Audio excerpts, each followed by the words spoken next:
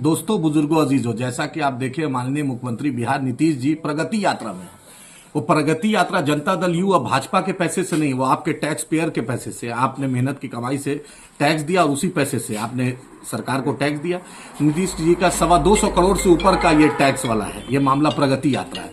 लेकिन नीतीश जी दूसरे जगह भी जा रहे हैं, दूसरे जगह भी जाते हैं, लेकिन जिस तरीके से सीमांचल की अनदेखी कर रहे हैं समझ में नहीं आता। वो मुख्यमंत्री पूरे बिहार के हैं कि पूरे सिर्फ वो नालंदा और पटना के मुख्यमंत्री हैं। आपने देखा कि रबर डैम बन रहा है गया में, राजगीर में, गंगा का पानी राजगीर और गया में जाने की तैयारी, हजारों करोड़ रुपया खर्च हुआ, लेकिन सीमांचल बाढ़ की तबाही से डूबता है, नीतीश जी को नहीं दिखता है। शीशा का पुल बन रहा है, जंगल सफारी बन रहा है, स्टेडियम बन रहा है, क्या कहते हैं, स्पोर्ट्स कॉम्प्लेक्स बन रहा है, ऑर्डिनेंस फैक्ट्री बन रहा है, रेल कारखाना, बस सब नीतीश जी। क्या आप सिर्फ नालंदा के मुख्यमंत्री हैं, सिर्फ पटना के लिए मुख्यमंत्री बने? टैक्स तो कटिहार, पूर्णिया, अररिया, किशनगंज के नाम पे लेते हैं। आपने कहा था, सेंट्रल गवर्नमेंट का एक प्रोजेक्ट था कि पूरे प्रदेश में हर जिला में मेडिकल कॉलेज खुलेगा। क्यों नहीं अररिया में आज तक मेडिकल कॉलेज खुला? क्यों नहीं किशनगंज में खुला? जबकि कोचा धामन में चिन्हित किया हुआ अख्तर ईमान साहब ने विधानसभा में उठाया और लगातार ये मुद्दा उठाते हैं। कोचा धामन में जमीन भी है, जमीन लोग देने के लिए तैयार है। दरभंगई में एम्स बनेगा, दरभंगई में डीएमसीएच। अरे भाई, सीमांचल को भी देखिए आप। इसी कटिहार, पूर्णिया, अररिया के नाम पर आप पूरे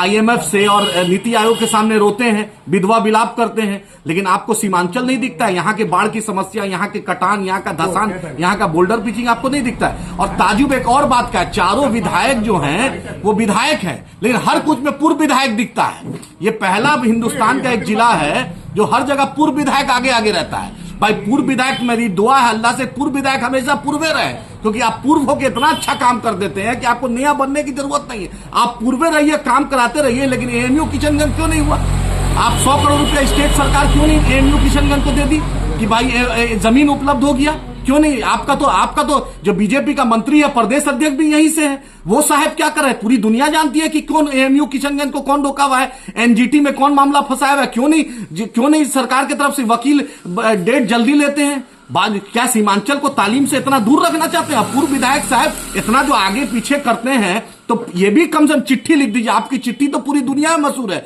बस UNO की चिट्ठी देखना बचा है, तो UNO की चिट्ठी मुख्यमंत्री को लिख दीजिए कि AMU किशनगंज हो जाए, जो कटिहार में, जो किशनगंज में, जो अररिया में मेडिकल कॉलेज है वो भी खुल जाए। सहरसा में आनंद मोहन जी ने धक्का धुक्की किया, तुरंत खुल जाता है।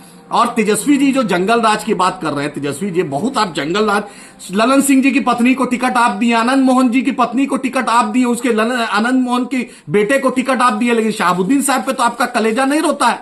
जिस शहाबुद्दीन साहब ने आपकी माता जी को मुख्यमंत्री बनाया, उसके लिए तो दिल नहीं तड़पता है, क्योंकि सत्ता में आप लोग दोनों रहते हैं, लेकिन मुसलमानों के मुद्दे पर ऐसा खामोश होते हैं, तो आपसे हम क्या उम्मीद करें। लेकिन माननीय मुख्यमंत्री जी, सीमांचल का कुछ हक अदा कीजिए। आप मुख्यमंत्री हैं, सिर्फ जिला के मुख्यमंत्री नहीं, पूरे प्रदेश के हैं। और आपको विजय चौधरी जी, आपको सम्राट चौधरी जी, अब टेप रिकॉर्डर लेके चलना पड़ता है क्या कि वो जो टीपेगा वही बोलेगा?